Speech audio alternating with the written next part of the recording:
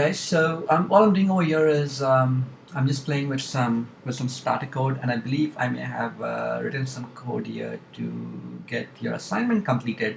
So because your assignment may be completed, in fact, it is actually completed in this code over here. I'm going to just hide some of the code here so I can actually show you what are the expectations and what is it that needs to be done. So first thing, let's just get an idea. But how would I create a ternary search tree? So I just have a simple, if you look at the code here, all I'm doing at this point is I'm just, in fact, you can even play with the starter code the way it is already provided to you. And so let me just get my setup done correctly here. So let me just open up my. So what I have here is basically, this is a point where I'm creating a ternary search tree. Okay, so this is a point where a ternary search tree gets created. And remember that this piece over here is a constructor. I'm calling the constructor, right? This is just calling the constructor of the ternary search tree class. So I'm calling my init method there. And once the tree has been created, I'm just basically inserting some strings as I'm inserting the string abas there, then I'm inserting the string abs, then I'm inserting the string CSE148, I'm inserting a substring, in this case abba, which is a substring of the string abas there, and then finally I'm inserting the string just with the character a there.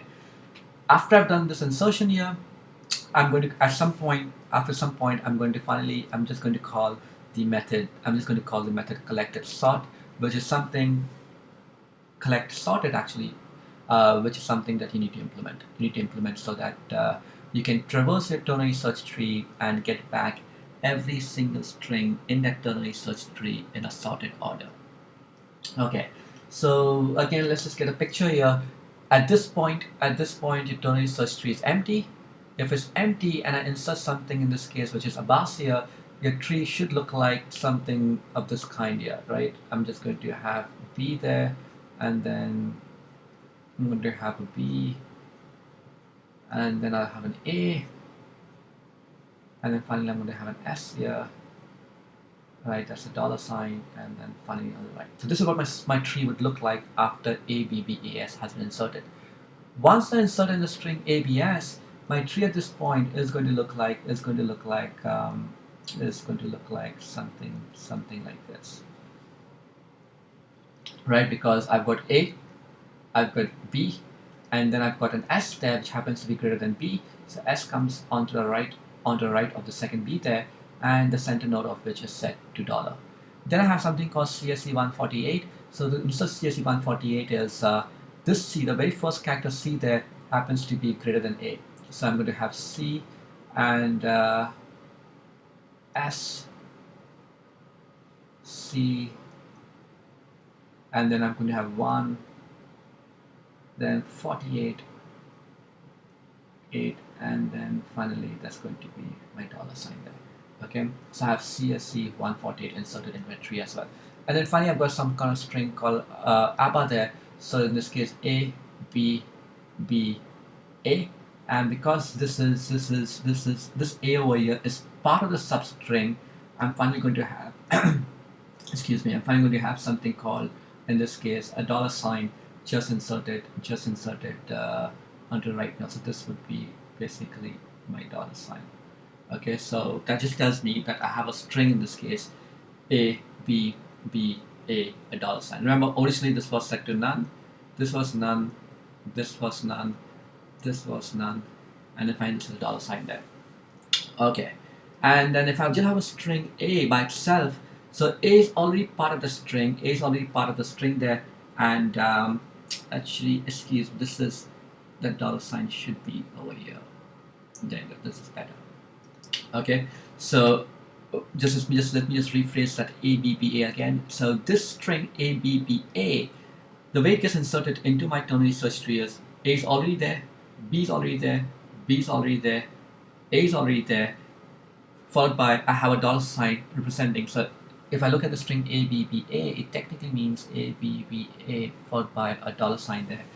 So after this A over here, I'm going to insert a dollar sign, just telling me that that this is the end of my substring ABBA there, because this dollar sign just tells me S isn't included. S isn't included part of the string abas there.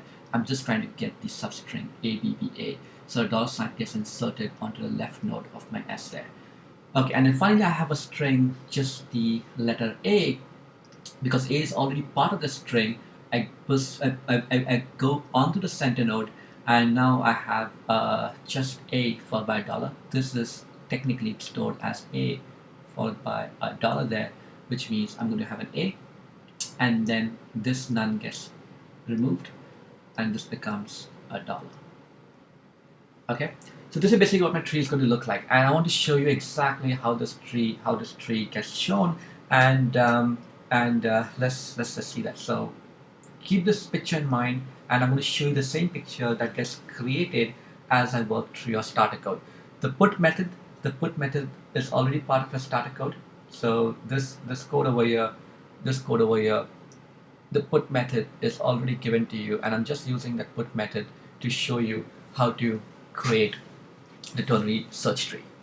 Okay, so let's do that. So let's just step through this code, and let me debug my code here. Okay, I've just put a breakpoint just at the function line t equals to ternary search tree. Let's just step over this code. So let's first create an empty tree, and I can see at this point my tree is empty because my root node is basically pointing at none. Okay, this is an indicator that so far what I have is basically an empty ternary search tree. Okay, it's currently empty. Okay, now what I'm going to do is I'm going to insert in the string a bars there. Now I'm not going to step into the function put. I highly recommend that you actually do that to get a very finer understanding of how this tree gets created. But I'm just going to do a step over. I'm just going to do a step over at this point, and I'm going to re-examine the contents of the ternary search tree. So let's just break this up further. Let's see exactly what the tree looks like, and hopefully this would be consistent with what we had drawn earlier. So so what I have so far is that the tree T on its root node, even before, let me just not even expand everything just yet. Let me get these things just minimized. Okay, so the tree T has a root node, and if I expand the root node, it basically has a split char. It has a value of A. The right child of this root node is empty, none, and the left child is empty, but it does have some kind of a center node there. If I expand the center node here, the center node is a node that has a split char of B. The left child and the right child is set to none. Okay, so what kind of picture do I have so far? I have a picture where the left child is none, the right child is set to B, the right child is none, and then B again has something like this, but this is none, this is none, the left child of B is none, the right child of B is none. Okay, I can see that right here, right? The root node has the left child set to none, the right child set to none, and a split char of A. That's exactly the picture over here so far. Okay, and the center of which has a split char of B, the right child of none, and left child of none. Center has a value, a split char of B, left child of none, and the right child of none. And now if I drill down further, I can see that the center of which has a second B, the second split char B, the left child none, right child none, and then again I can expand on that center to see that I have a split char of A, the left child of which is none, right child is none, and then the center of the split char A has a left child of none, right child of none, and a split char of S, and the center of which has a split char of a dollar sign. Okay, so what I have so far is this ternary search tree that just contains a string abas there. If I do a step over, I'm now going to go ahead and insert a string abs into my ternary search tree, and let's see what has happened. What has happened to my ternary search tree at this point here? Okay, so I still have my A there. Okay, so far so good. I'm going to go on to a center, and I'm going to see it still has a value in this case of B. The left child is set to none, the right child is set to none, and then finally if I go onto the center of my split chart or of my node that contains a value b, value contains the b. Now what I have here is a slightly interesting thing, so let's just see what exactly is going on at this point here. For, in this case, for split chart b, right, that was the tree. My tree so far looks like this. Let me just make sure I have my tree drawn at all times here. So A, B, B, maybe I should just copy paste this from my earlier window instead of redrawing this every single time. Okay. Okay, so this is what I had earlier. Now I'm inserting the string ABS now, and to insert ABS here, A, B, and then finally on the right child of my second B, I'm going to have the node S, and this is going to have a dollar there. This is the new addition. Has this new addition reflect? How is this new addition reflected here?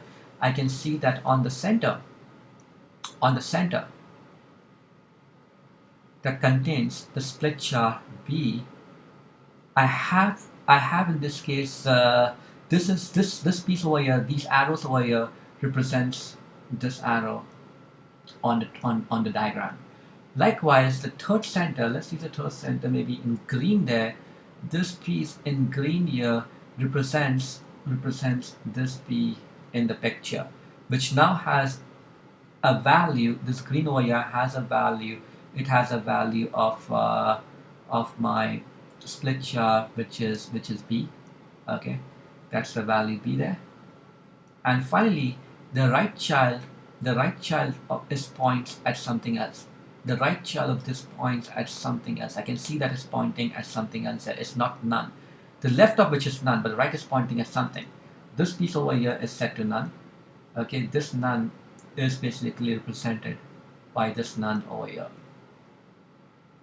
Okay, and this right over here, whatever this right thing is represented by this box over here is represented by this picture, by this red, by this shaded thing, What will the shaded thing tell you is S followed by a dollar sign.